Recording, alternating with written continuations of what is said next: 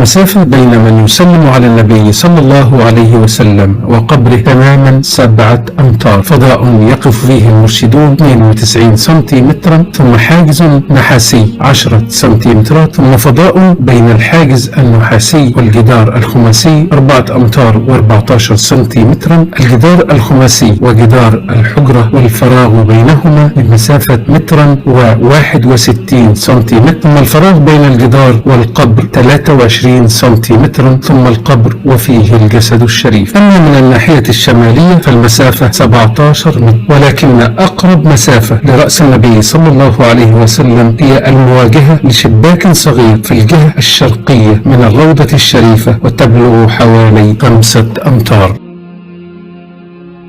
اللهم صل على سيدنا محمد وعلى آله وصحبه وسلم، وارزقنا اللهم زيارة قبره الشريف، واسقنا بيده الشريف